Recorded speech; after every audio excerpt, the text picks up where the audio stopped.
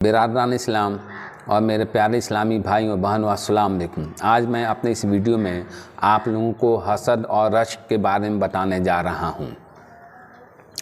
حسد کو اسلام نے حرام قرار دیا ہے اور رشک کو پسندیدہ عمل قرار دیا گیا ہے۔ ہمارے دل و دماغ میں جو منفی یعنی نگیٹو جذبات ابلتے پلتے بڑھتے رہتے ہیں، اس کی وجہ فطری اور قدرتی اصولوں کو نظر انداز کرنا اور اس کی اندیکھی کرنا ہے، کیونکہ جو حالات واقعات جو ہمارے خلاف جاتے ہیں وہ بھی اللہ کی مرضی کے موافق ہوتے ہیں، اور جب انسان کے جذبات و احساسات کے موافق جب کوئی حالات پیدا ہوتا ہے تو انسان کے اندر خوشی یا مسرت کا ظہور ہوتا ہے، یہ بھی اللہ کی مرضی سے ہوتا ہے۔ اس طرح دونوں طرح کے حالات و واقعات کو ہمیں برداشت کرنا چاہیے، انگیز کرنا چاہیے، تاکہ ہمارے اندر کوئی نگیٹو تھنکنگ پیدا نہ ہو اور ہم بددل نہیں ہوں۔ اس لیے اللہ کی رضا پہ راضی رہنے سے ہی ہم دونوں حالات کا مقابلہ کر سکتے ہیں، دونوں حالات میں ہم خوش و خرم رہ سکتے ہیں۔ راضی برضائے الہی یعنی اللہ کی مرضی پہ راضی نہ ہونے کا نتیجہ ہوتا ہے کہ انسان کے اندر حسد پیدا ہو جاتا ہے۔ حسد کیا ہے؟ کسی کی اچھی حالتوں کو دیکھ کر جلنا اور اچھی حالتوں کے پیدا ہونے والے اسباب کو ختم ہونے کی تمنا کرنا حسد ہے۔ حسد کرنے والوں کی قسمت میں دنیا اور آخرت دونوں میں جلنا لکھا ہے۔ دنیا میں اس جلن کے نتیجے میں وہ گھٹ گھٹ کر جیتا ہے اور آخرت میں جلانے والی آگ اس کے انتظار میں ہے۔ اللہ تعالیٰ نے حاسدین کے حسد سے پناہ چاہنے کی تلقین انسانوں کو کی ہے۔ جیسا کہ میں نے پہلے کہا کہ حسد اسلام میں حرام ہے۔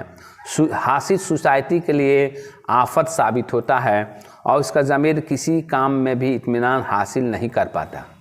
اللہ کے رسول صلی اللہ علیہ وسلم نے بحقی میں فرمایا ہے، کسی بندے کے پیٹ میں اللہ کی راہ میں اڑنے والی غبار اور جہنم کی لپٹ دونوں ایک ساتھ جمع نہیں ہو سکتے، نہ کسی بندے کے پیٹ میں ایمان اور حسد ایک ساتھ بسیرا کر سکتے ہیں۔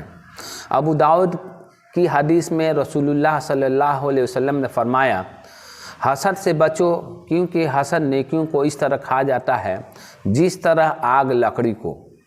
جو آدمی انعام یافتہ خدا کے اکرام کے مستحق افراد سے نفرت کرتا ہے اور چاہتا ہے کہ کاش وہ اس نعمت سے محروم رہتے اور وہ چیزیں انہیں حاصل نہیں ہوتی جو انہیں حاصل ہے، تو ایسے آدمی کو حقیقت سے دور اور ظلمت و اندھیرے میں بھٹکانے کے لیے بہت سارے اسباب اللہ نے پیدا کر دیے ہیں۔ ایسا آدمی دنیا کی چیزوں کو حاصل کرنے میں الجھ جاتا ہے اور اسی کے لیے جنگ کرتا ہے اور حاصل نہ ہونے کی صورت میں آنسو بہاتا ہے، اور جن لوگوں کو اللہ نے دنیا کی دولت دے رکھی ہے ان سے نفرت اور دشمنی رکھتا ہے۔ حسد کرنے والا بزدل، عاجز اور اپنے رب سے غافل اور اللہ کی تقسیم پر ناراض اور ناخوش رہتا ہے، اور کائنات میں جاری اللہ کی سنتوں سے ناواقف ہوتا ہے۔ اسی وجہ سے جب وہ کسی چیز کو حاصل کرنے میں ناکام ہو جاتا ہے تو کامیاب افراد کے خلاف حیلہ اور تدبیریں کرنے لگتا ہے۔ ایسے شخص یعنی حسد کرنے والے کے لیے بہتر بات تھی کہ وہ رب کی طرف پلٹے، اس کا فضل مانگے، کیونکہ اس کا خزانہ کسی ایک فرد کے لیے مخصوص نہیں ہے اور نہ کسی ایک فرد کے لیے محدود یا سیمت ہے۔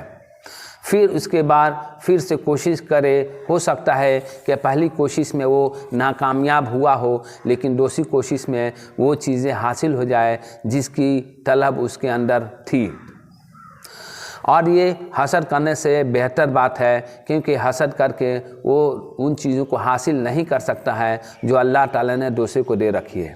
حسد کے مقابلے میں رشک ایک پسندیدہ عمل ہے۔ رشک کسی کی اچھی حالت کو دیکھ کر اپنے کو اسی حالت میں پہنچنے کی تمنا کرنا، یہ اچھی چیز ہے۔ اس کی وجہ سے آدمی کے اندر آگے بڑھنے اور مقابلہ کرنے کا جذبہ پیدا ہوتا ہے۔ مسلمانوں کو چاہیے کہ اپنے دل و دماغ کو حسد سے پاک رکھیں اور نیک کاموں میں رشک کریں، ایک دوسرے سے آگے بڑھنے کی کوشش کریں۔ یہ زیادہ پسندیدہ عمل ہے اور دنیا آخرت میں دونوں میں کامیابی کی ضمانت ہے۔